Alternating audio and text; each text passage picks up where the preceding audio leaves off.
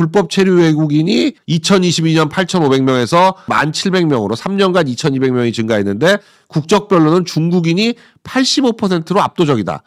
중국인들이 부동산을 취득하고 나서 보증금 안 주고 잠적하는 전세금 먹튀하는 외국인들이 중국인이 제일 많다. 한국 부동산을 싹그리한 중국인이 주식도 폭풍 매수하고 있다. 지금 난리가 났어요. 민주당에서. 코스피 4천이 눈앞이니까 국힘이 부러운지 음모론이 여념없다. 윤석열이 12.3 계엄의 이유로 거론한 하이브리드 전을 운운한다. 모든 것 뒤에 중국이 있다는 망상에 여전히 사로잡혔다. 코스피가 올라서 초조하다. 지금 이 부동산 대책은 서민들을 길거리로 내쫓는 그런 대표적인 정책입니다.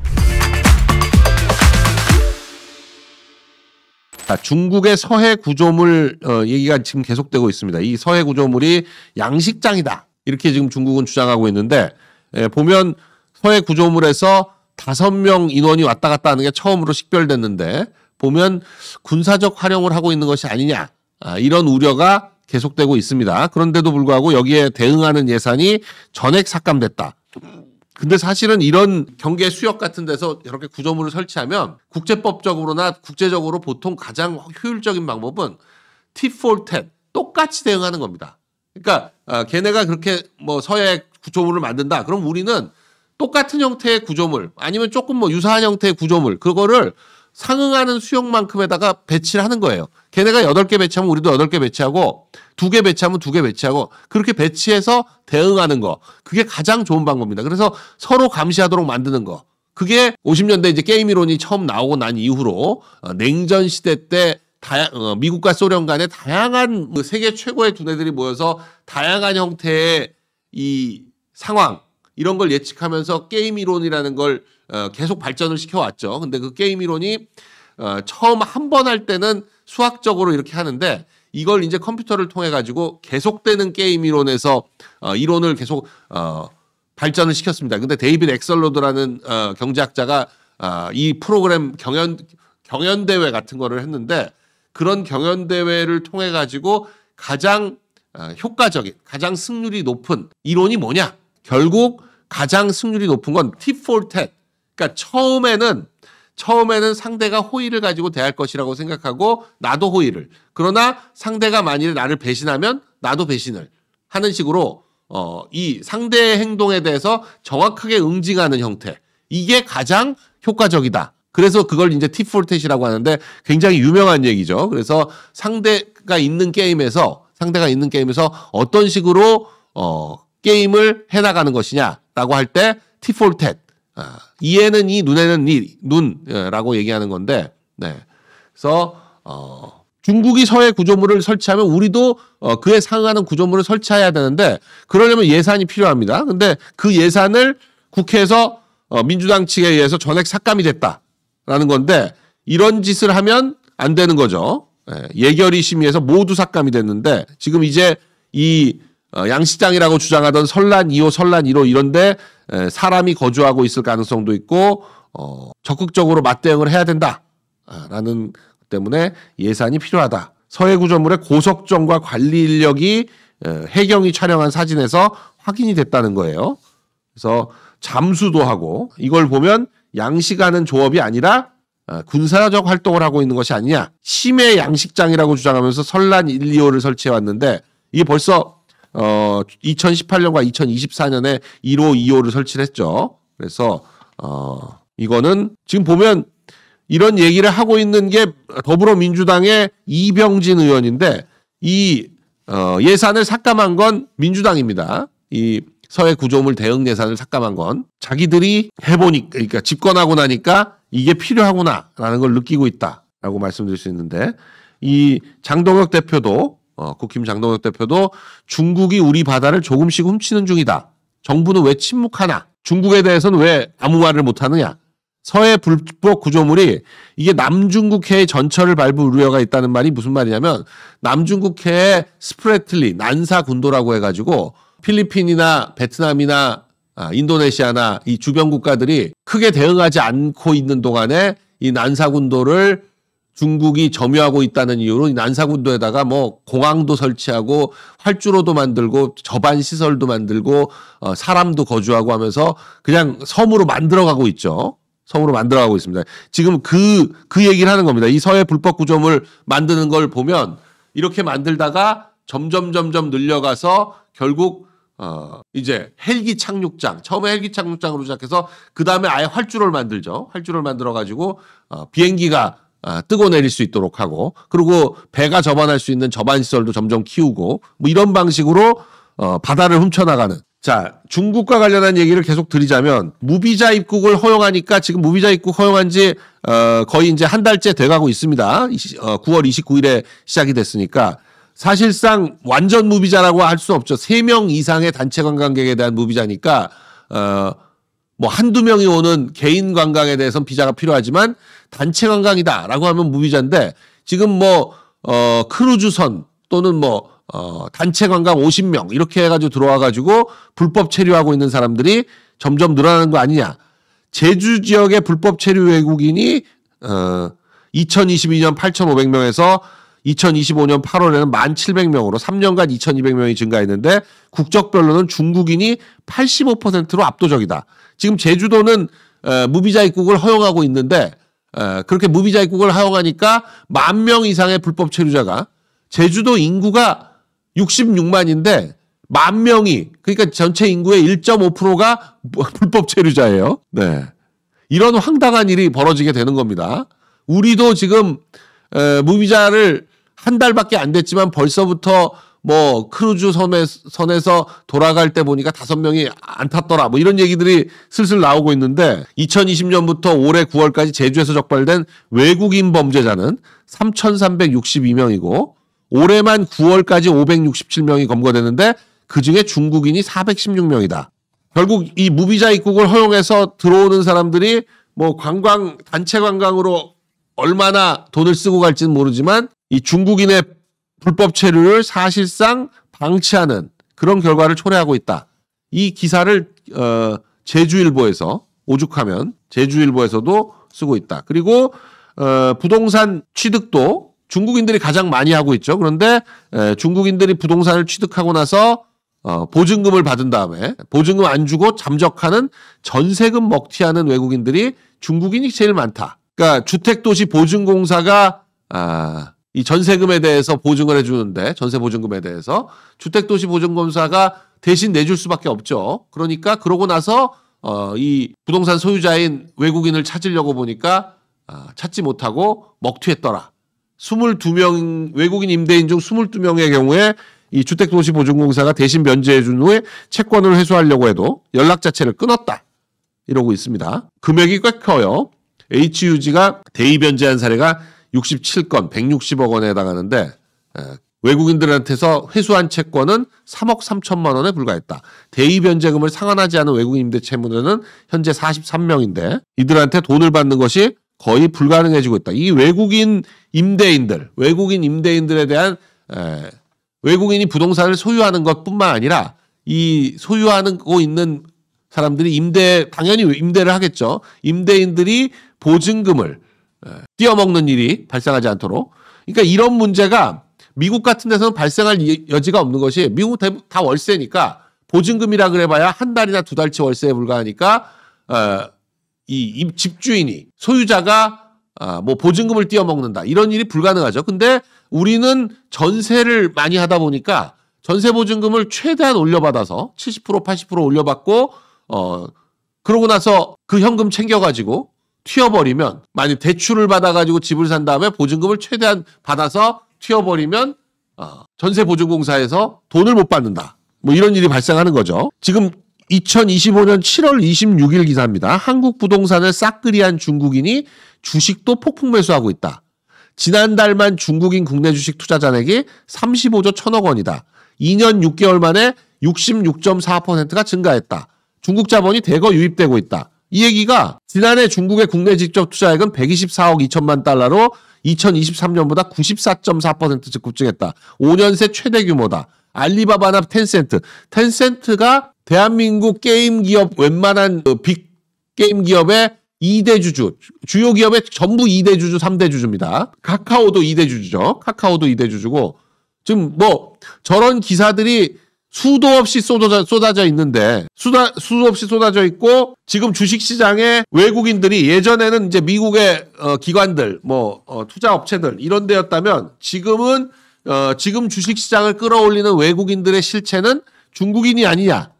그리고 중국이 한국 국채를 최근 들어서 급격히 많이 사들여가지고 지금 중국이 보유하고 있는 아시아 국가, 중국 등 아시아 국가의 국채 보유액이 138조 원으로 2020년 말 대비 38조 원인데 38조 원 증가했는데 유럽이 보유하고 있는 한국 국채는 109조 원, 미국이 보유하고 있는 27조 원, 중동은 14조 원인데 지난 10년간 중국은 한국 국채 보유액을 끊임없이 늘려왔다. 유럽이나 일본 국채들보다 한국 국채는 수익률이 연 3% 안팎이라서 중국한테는 매력적인 투자처일 수밖에 없다. 미국 국채를 매각하면서 다양한 국가의 국채를 사들이고 있는데 이런 얘기들이 이렇게 많은 기사가 쏟아져서 김민수 최고위원이 중국이 개입한 거 아니냐 이런 얘기를 하니까 지금 난리가 났어요. 민주당에서. 코스피 4천이 눈앞이니까 국힘이 부러운지 음모론이 여념없다 뭐 이런 얘기를 하고 있습니다. 네. 조국도 지금 여기에 대해서 난리를 치고 있습니다. 코스피 최고치 배후에 중국의 불법 개입이 있다고 말하면서 윤석열이 12.3 계엄의 이유로 거론한 하이브리드 전을 운운한다. 모든 것 뒤에 중국이 있다는 망상에 여전히 사로잡혔다. 코스피가 올라서 초조하다. 지켜보시죠. 코스피가 오르는 배경에 여러 가지가 있다라는 거지만 어찌됐거나 간에 이 통화량이 급격히 증가하는 것이 이 주식 주가 상승의 가장 큰 원인이다라는 거고 물론 이제 이재명은 부동산을 꽉 틀어주면 이 부동산에 투자하는 자금들이 주식으로 흘러갈 것이다. 이런 상상을 하고 있는데 많은 분들은 다들 인식하고 계시지만 주식 투자 자금과 부동산 투자 자금은 성격 자체가 완전히 다르다. 이 안정주향적이고 안정추구 성향이 워낙 강한 게 부동산 투자 자금이기 때문에 부동산을 누른다고 해서 주식시장으로 그 돈이 흘러간다? 그리고 코스피로 돈을 번 다음에 그 돈이 주식시장으로 부동산 시장으로 간다는 거지 부동산을 누르면 주식시장이 오른다는 그런 법이 어디 있어요? 이것도 똑같이 문재인 때랑 똑같습니다. 문재인 때도 주가 좀 오르니까 3,000포인트 넘어가가지고 3,300까지인가 갔었죠. 2021년인가 20년에. 그랬더니 이 부동산 시장 억눌러서 이런 거라고 그랬다가 그 다음에 주가 한 1,000포인트 떨어져가지고 어려워지니까 꿀먹은 벙어리가 됐었죠. 자, 한은에서 기준금리를 또 2.5로 묶었습니다. 부동산 시장 잡겠다고 하고 있는데 금리 낮췄다가는 또 자극할 우려가 있으니까 묶을 수밖에 없는 상황인데 그러나 다음번에는 지금 경제 상황으로 봤을 때 낮출 수밖에 없다. 네. 11월에는 인하할 것이다. 라는 게 대부분의 견해죠. 금값이 천정부지로 뛰다가 갑자기 한 6% 가까이 떨어지면서 이제 천정에 다다른 거 아니냐 뭐 이런 얘기들이 나오고 있습니다. 12년 동안 중에서 하루 만에 떨어진 걸로 최대로 떨어졌어요. 6%가 떨어졌으니까 너무나 많이 하락한 거죠. 그리고 이거는 이제 하락장의 시작이다 라고 얘기할 수도 있는데 금값의 30년 그래프를 보면 금도 2010년부터 15년 사이에 당시 한국은행에서 금 투자를 했다가 한 20% 10몇 프로 빠지는 바람에 한국은행이 그때 국회에서 완전히 박살이 났었죠. 그랬더니 그 이후로 10몇 년 동안 금에 대해서 전혀 투자를 안 해가지고 한국은행이 보유하고 있는 금의 보유량이 세계적으로 놓고 보면 우리 경제 규모로 보면 10위권이어야 되는데 거의 20위권 바깥이다. 이런 얘기가 있어요. 그래서 이 금 보유량, 금은 확실한 안전자산이기 때문에 금의 보유량은 상당히 경제 정말 이런 정도 국가 경제를 운영하는 데 있어서는 그야말로 계란을 한 바구니에 담지 않는 게 중요하죠. 그러니까 금도 보유하고 달러도 보유하고 또 유로도 보유하고 뭐 이런 식으로 다양하게 미국 국채도 샀다가 이것도 했다가 외국 주식도 샀다가 다양하게 보유해서 위험을 분산하는 것이 굉장히 중요하다라는 거죠. 11년부터 14년 사이에 거의 한 20% 정도 빠졌었거든요. 저때 빠질 때 난리가 났었죠. 자, 은행들이 대부업자들한테 돈을 꿔줘가지고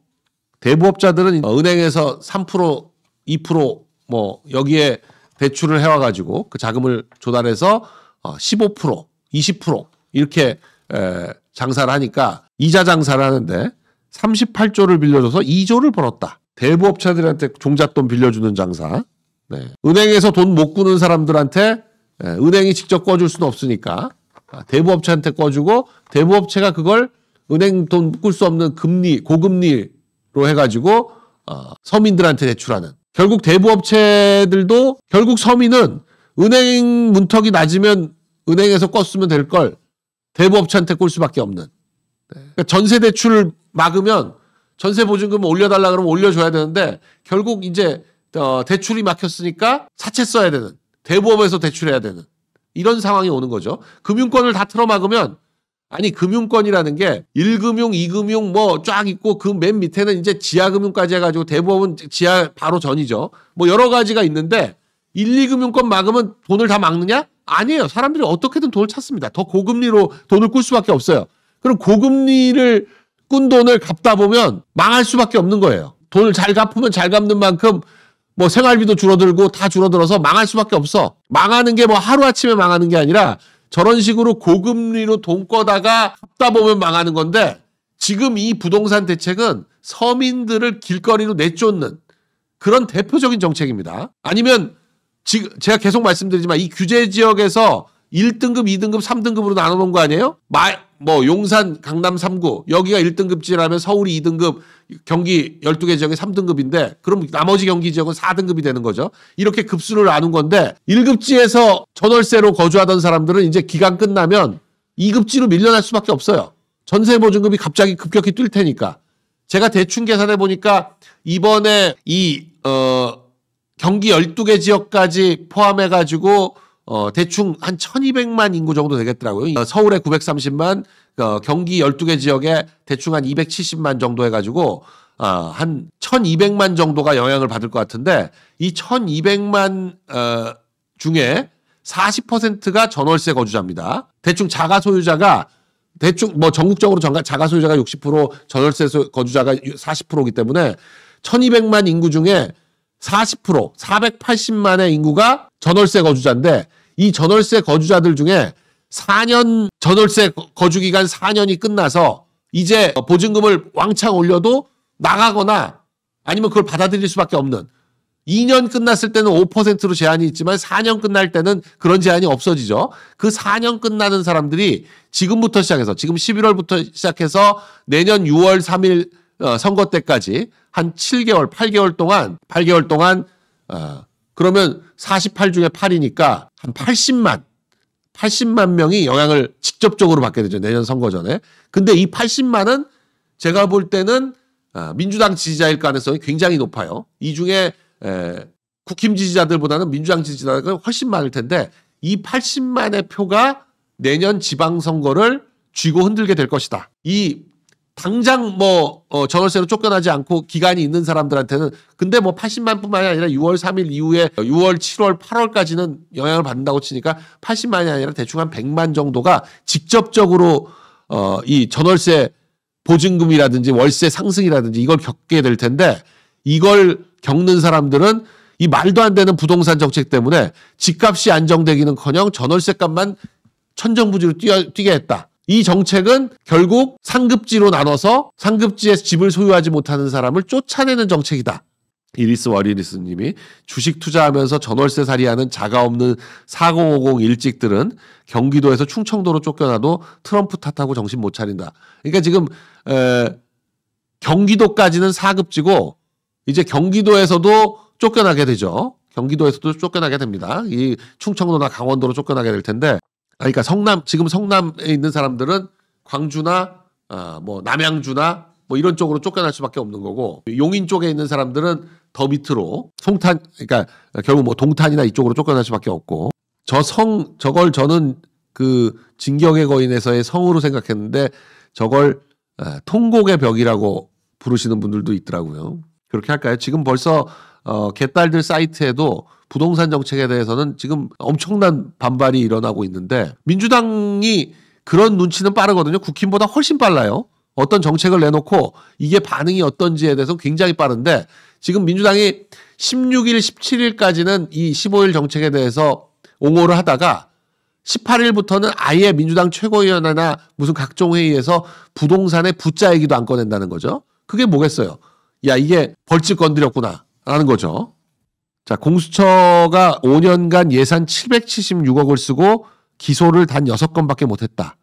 그리고 그중에 그 기소한 것들 중에도 2건은 무죄가 확정됐다. 6건 직접 기소하고 8건을 검찰에 기소해달라고 요구했다. 이거 웬만한 경찰서 수사팀 하나, 한 10명 갖고 있는 수사팀 하나에 1년이 아니라 한 달 사건 처리에도 못 미치는, 일주일 사건 처리에도 못 미치는 웬만한 경찰서 수사팀, 경제 1팀, 경제 2팀, 뭐 3팀, 4팀 이렇게 있으면 1팀, 경제 1팀에 1년도 아니고 이를테면 뭐 성동경찰서, 마포경찰서 이런 데 있는 경제 1팀에 그 1년도 아니고 한 달도 아니고 한 주일 사건 처리 수에도 못 미치는 776억을 그냥 날리고 있다. 이게 민주당식 사법개혁이고 민주당식 공무원 증여. 이거 일자리 마련, 민주당식 일자리 마련 방법이죠. 자, 특검도 마찬가지인데 지금 민중기가 이 본인이 주식 팔아서 수익을 내고 난 다음에 그 다음에 이때 부장판사였으니까 여기서 근데 비슷한 그 자기가 수익 내고 난 다음에 한 1, 2년 있다가 했던 판결, 그 판결에서 피해자들이 소송을 냈는데 민사소송을 냈는데 이걸 2심에서 뒤집어서 작전 주식했던 피고들은 주식 취득으로 엄청난 이득을 받지만 원고를 비롯한 대부분 투자자들은 많은 손해를 봤다라고 하면서 손해배상을 해줘야 된다라고 뒤집었던 이게 민중기가 네오세미테크 주식을 처분한 바로 다음에 2011년 9월에 판결을 했던 거예요. 그러니까 본인은 대주주, 작전을 했던 대주주와 비슷한 시기에 주식 처분해서 30배 이상의 수익을 얻어놓고 저걸 피해를 입은 피해자들이 소송을 낸 거에 대해서는 또 주식 배상해라. 이게 만일에 인정된다면 민중기가 만일에 이 오모 씨하고 공모해서 한 게 인정된다면 공모해서 주식 팔고 또 판 시점도 비슷하고 산 것도 그러니까 대전고등학교 서울대 동기에 그러면 민중기도 이때의 피해자들한테 손해를 배상해야 된다라는 거죠. 자, 국힘에서는 이 민중기 특검에 대해서 4천억 원이 피해, 7천 명이 4천억 원에 달하는 피해를 입은 이 주식에 상장 폐지 직전에 팔아서 30배 수익을 났다.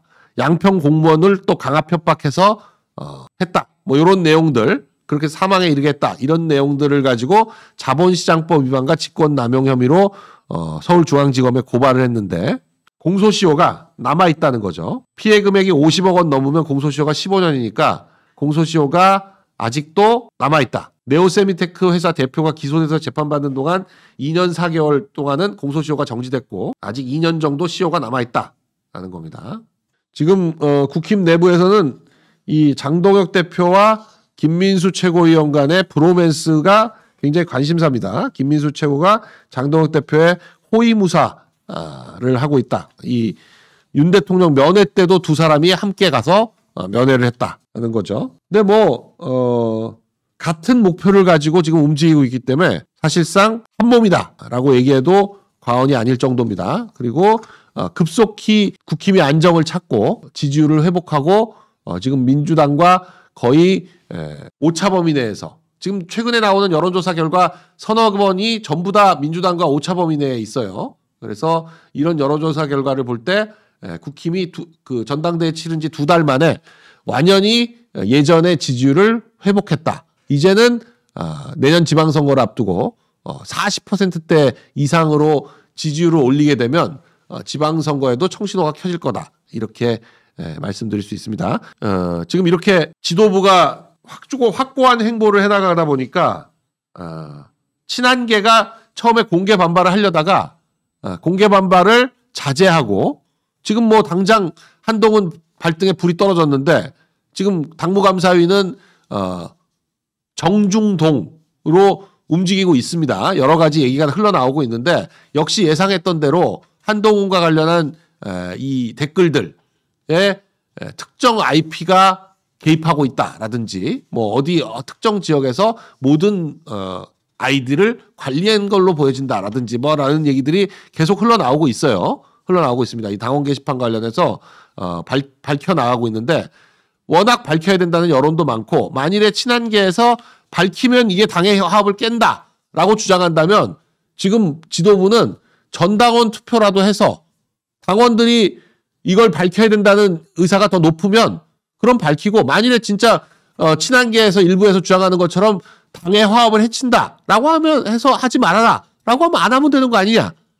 지금 그런 얘기까지 나오고 있습니다. 아직도 있느냐고 말씀을 하시는데 이게 보니까 몇 명 서로 말을 하기 싫은데 계속 누군가가 압박을 해가지고 너도 좀 하나 올려라 너도 하나 올려라 이렇게 해가지고 한 사람 한 사람씩 올리고 그걸 또 기자들 통해가지고 받아쓰고 그런 거 아닌가 싶어요.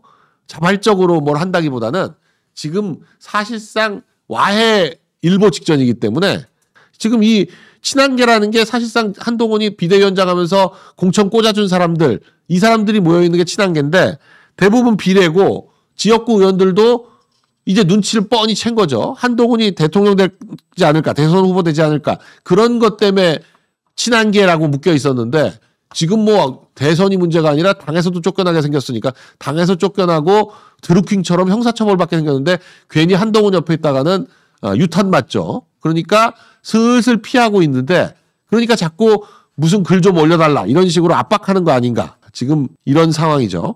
자, 이 장동혁 대표는 20년 이상 된 찐당원 만난다. 그러면서 아주 당원들 이 지지층 확고한 지지층들이 좋아할 만한 행보를 계속하고 있습니다. 지금 장동혁 대표는 본인이 누구의 표로 당선됐는지를 정확하게 알고 있는 거죠. 정확하게 알고 있는 겁니다. 무슨 뭐 그 국회의원이나 당협위원장들의 표로 당선된 것이 아니라 이 국힘의 변화를 바라는 핵심 당원들의 표로 당선됐다라는 걸 너무나 잘 알고 있고 국힘의 무슨 중진 의원들이나 뭐 이런 사람들은 사실 이번 전당대회에 전혀 개입을 안 하다시피 했죠.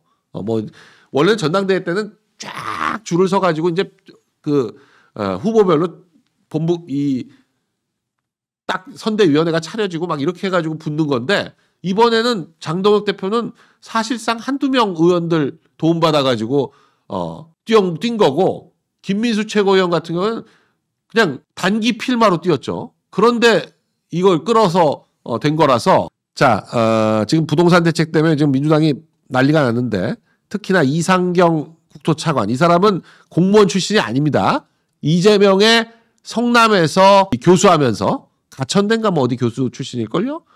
교수하면서 이재명 성남시장 경기도지사 시절에 도움을 줬던 사람을 그냥 국토차관을 시켜놓은 거예요. 그랬더니 부동산 대책이라고 지금 밀어붙여서 내놨는데 본인은 이 성남의 집 산 과정, 분당의 집을 산 과정들이 기가 막히다. 기가 막히다. 지금 사과랍시고 상처드린 점 사과를 내놨는데 박지원조차도 이 사람 나쁜 사람이니까 해임해야 된다. 대통령이 책임지고 내보내라. 사실 이 정도 논란이 일어나면 차관 정도는 당장에 날아갔어야 되는 거죠. 이재명의 측근이 아니었다면 진작에 날아갔을 사람인데 예전 같으면 저런 식으로 해먹은 사람들이 고위직을 꿈꾸질 않죠.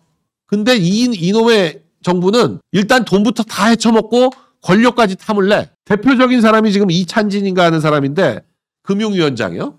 이 사람은 민변해가지고 그때 조사하면서 맡았던 사건을 대리로 소송을 해가지고 뭐 진실화인지 과거사인지 뭘로 해가지고 사실관계 확인을 맡았던 사건이 있는데 그 사건과 관련해서 관계자들 사건을 수임해가지고 국가 상대로 소송을 내서 5천억을 받아내서 성공보수로만 400억 원을 받아냈어요. 그게 아직도 금융기관에 그대로 있다고 하면서 그중에 일부로 자기 강남의 아파트를 사서 40억 원대 아파트가 두 채가 있고 두 채를 어떻게 쓰냐 그랬더니 한 채는 창고로 쓴다 그랬다가 뭐 한 채 자식한테 넘기겠다. 그렇게 돈을 많이 땡기고 나니까 이재명한테 5억 원 꿔주고 그 덕으로 금융위원장 된 거 아니냐. 돈으로 자리를 산 거 아닌가. 한두 달 내 정리한다고 하더니만 자식한테 양도한다. 자식한테 양도하는 게 양도예요. 물론 양도라는 표현은 뭐냐면 증여나 매매나 이런 걸 다 포함해서 그러니까 다른 사람한테 넘기는 걸 양도라고 하니까 법률가로 변호사니까 이제 양도다. 매매가 아니라 양도다라고 하고 어떻게 양도할 거냐 그러니까 자식한테 넘기겠다.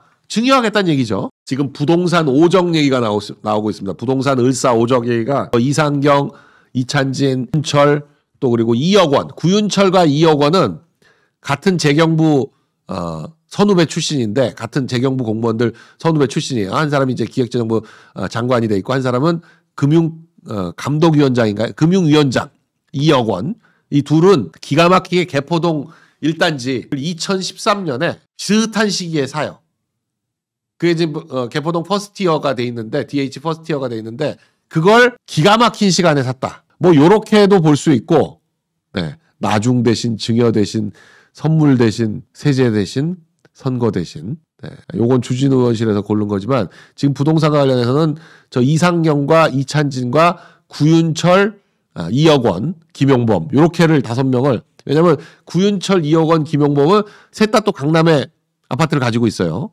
그 아파트를 매수한 방법이 정말 기가 막힙니다. 조현도 그렇고 이 정부의 장관들이 부동산 취득한 방법을 보면 정말 부동산 전문가들도 혀를 두르게 한다. 저 기가 막힌 방법들을 다 동원을 하는 거죠. 그리고 개포동 1, 2, 3, 4, 5단지 여기가 뭐 물론 많은 사람들이 오랫동안 들여다봤지만 가장 짧은 시간에 차익을 많이 남긴 게 2013년, 14년 요때 산 사람들이에요. 요때 한참 오르다가 한 15억 원까지 오르다가 2010년부터 14년 사이에 한 30% 빠졌습니다. 빠졌어요. 그랬다가 다시 급격히 오르기 시작해가지고 재건축이 이루어졌는데 그러니까 2014년, 14년에 이제 곧 재건축이 될 거다라는 걸 확인하고 들어간 거예요. 저 사람들은. 그러니까 그때 산 사람들이 가장 짧은 기간 동안에 많은 이익을 낸 건데 그러니까 10년 지금 2013년에 개포동 주공 1단지 8억 원대에 사가지고 지금 50억 원 가까이 되는데 그러니까 12년 만에 거의 대여섯 배 수익을 낸 거죠. 저거 2010년에 15억 원에 산 사람은 한 4, 5년 동안 마음고생하다가 그 다음에 오른 거예요. 2억 원과 구윤철이 둘 다 동시에 개포 주공을 샀다는 거. 한 사람은 경매로 사고 한 사람은 매수로 샀다는 거. 그리고 같은 1단지를 사가지고 같은 DH 퍼스티어에 들어갔다는 거. 그러니까 재경부 공무원들이 뭔가를 알고 산 거죠. 강남 부동산 재테크 전문가들이 장관이고 금융감독원 원장이고 자기들이 했던 방법을 너무나 잘 아니까 그런 방법들로 못 사게 하려고 하는 자기들은 다 사놓고 이상경은 기똥차입니다. 프로지오 그랑블 뭐 요거 샀다가 그거 또 그리고 3년간 1주택 3년 내에 처분만 하면 1주택으로 보유되니까 그 사이에 또 사고 팔고 기가 막힌 제가 계속 말씀드리지만 이 사람들이 말하는 걸 믿으면 뭐 이찬진은 고위공직자를 시키면 안 된다 그랬어요. 강남 아파트 보유 여채 다주택 보유자는 공직자 시키면 안 된다고 했는데 자기는 보유하고 있으면서 금감원장이 됐죠. 본인만 예외야. 저기에다가 지금 할 게 많아요. 조현 같은 경우에는 지금 외교부 장관. 조현은 제가 정말 그건 정말 탁월한 사람들이 하는 건데 그건 왜냐면 쉽게 할 수가 없어요. 재개발 지역 내 그 LH 공사 때 터졌을 때 문재인 때 LH 공무원들 해먹는 방법 중에 보면 재개발 어떤 도시개발 지역이나 지역이 있으면 거기에 맹지 임야 사는 거 이게 진짜 기가 막힌 방법인데 맹지 임야를 사가지고 맹지 임야는 도로가 붙은 임야의 3분의 1, 4분의 1 가격에 거래되기 때문에 거기에 맹지 임야를 산다는 건 개발 계획을 확실하게 알지 않으면 살 수가 없는 건데 그걸 딱 사요. 그 개발되는 지역 내에서 제일 싼 땅이죠. 그걸 사가지고 갖고 있다가 그 맹지 임야를 어떻게 하냐? 거기다 나무를 막 꽂아.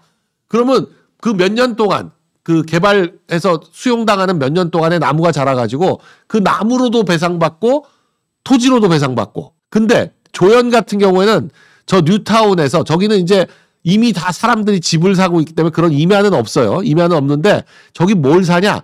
도로를 사. 도로를. 지금은 도로지만 개발 전체로 해서 아파트가 들어오면 그냥 도로니 아니 지목 같은 거 안 따지고 어차피 평수가 중요한 거거든요. 그러니까 지금 얼마의 사건 상관없이 나중에 가서 그 평수, 도로의 평수에 맞춰가지고 아파트를 주니까 가장 싸게 사가지고 가장 확실하게 아파트를 받는 방법인데 저 조현은 아직 저희가 아파트로 탈바꿈을 안 해서 논란이 좀 덜 됐죠. 논란이 좀 덜 됐지만 이제 저거 3구역에서 아파트로 3,000세대 가까이 아파트로 탈바꿈하고 나면 저기도 평당 1억 할 겁니다. 그리고 대부분의 도로는 원래 국가나 지자체가 갖고 있기 때문에 살 수가 없어요. 근데 사도가 있습니다. 저런 달동네에는 이렇게 집 짓고 남는 가운데 길을 이제 개발업자가 사도로 해가지고 사도 지정을 받아가지고 도로가 되는 경우가 있는데, 그러면 그냥 소유자가 뭐 예전에 개발했던 사람한테 그냥 남아있는 경우가 있어요. 그런 걸 찾아가지고 지도 놓고 그런 거 등기부등본 다 띄워보고 그걸 찾아가지고 사는 거예요. 저런 거는. 그러니까 시중에 나와 있는 게 아닙니다. 저런 것들은. 도로를 팔겠다 그러면 누가 사요? 정말 기가 막힌. 이제 슬슬 이 15 대책의 피해자들 얘기가 나오고 있는데, 65만 원 정도 양도세 낼 걸로 생각하고 있던 사람이 5억 두드려 맞게 생겼다. 이건 무슨 얘기냐면 일시적 2주택고 3년 기간을 활용하려고 지금 집을 갖고 있는데 사놓고 갖고 있는 집을 이제 팔아야 되겠다라고 생각하고 기다리고 있었던 사람이 있는 거예요. 근데 지금 이렇게 딱 묶여버리니까 이 집이 안 팔려. 그렇게 해서 3년이 지나가 버려. 그러면 양도세 꼼짝없이 내야 되는 거예요. 그게 금액이 한두 푼이 아니라 몇 억, 65만 원 정도 양도세 내면 될 거라고 생각하고 있다가 5억으로 지금 뛰었다는 거죠. 이 집이 이제 안 팔리니까. 근데 지금 이상경은 작년에 기가 막히게 탁탁 팔아가지고 그걸 해결했다는 거죠. 자기는 그걸 했으니까 이제 묶어도 되겠다라고 생각하고 묶은 거야. 국토부 1차관 이 이상경의 이 집 사고 팔고 이 대책은 이 부동산 전문가들이 자세히 들여다보면 감탄할 수밖에 없어요. 타이밍도 그렇고 어떤 기법도 그렇고 와이프 이름 써서 하는 것도 그렇고 주인을 전세, 갭 투자, 일시적 2주택 비과세 온갖 방식을 활용한 건데, 부동산 투자의 관점에서 보면 당연히 잘 팔고 잘 샀다라고 얘기할 만하지만 이 기가 막힌 방법을 이용한 거다. 전세로 살다가 처음으로 분양받은 집이 고등동 아파트였고 이후 전문직인 아내의 자산이 많아서 대출 없이 백현동 아파트를 구매를 했고, 일시적으로 1가구 2주택이 되자 고등동 아파트를 매도하려고 내놨으나 당시 전고점 대비 30% 정도 매매 가격이 내려간 데서 팔리지도 않아서 입주 시점을 맞출 수가 없게 됐다. 그래서 2주택으로 그냥 갔다. 그래서 백현동 아파트를 전세를 14억 원에 드리고 고등동 아파트가 팔렸는데 백현동 아파트 전세 기간이 끝날 때까지 갈 곳이 없어서 다시 고등동 아파트에 전세로 살게 된 것이다. 이게 변명을 이렇게 한 거지 사실은 전형적인 갭 투자를 한 겁니다. 전형적인. 그냥 갭 투자예요. 갭 투자 해놓고는 그걸 해명하기 위해서 이리 돌리고 저리 돌리고 아파트를 분양을 받고 와이프가 돈이 많아져가지고 그걸로 또 다른 아파트를 전세 낀 걸 사가지고 그걸 변명을 하려니까 요게 뭐 전세가 안 맞네 어쩌네 개소리를 하는 건데, 아니 전세가 기간이 안 맞는 집을 산 게 갭 투자예요. 기간이 안 맞는데 전세 기간이 입주를 못 하는데도 불구하고 사는 걸 갭 투자라고 하는 거야. 자, 이제 이 얘기가 계속 나오죠. 집값 잡으려고 하다가 월세 난민만 속출한다. 제가 계속 말씀드리지만 이 대책은 결국 요 규제 지역 내에 있는 전월세 거주자가 가장 큰 피해자고, 물론 경기도 나머지 지역에 있는 사람들도 피해자가 됩니다. 왜냐하면 거기도 이 전월세 가격 상승에 영향을 직접적으로 받을 수밖에 없어요.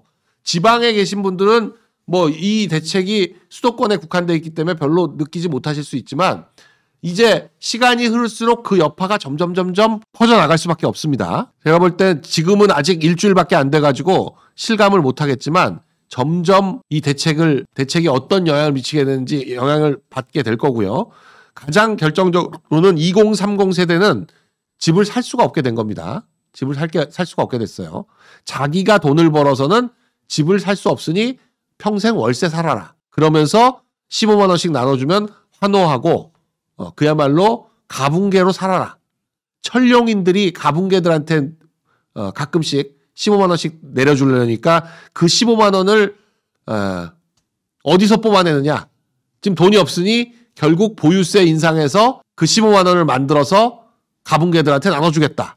집은 절대 사지 말고 가끔씩 보유세 뽑아낸 걸 가지고 15만 원씩 나눠줄 테니 거기에 만족해라.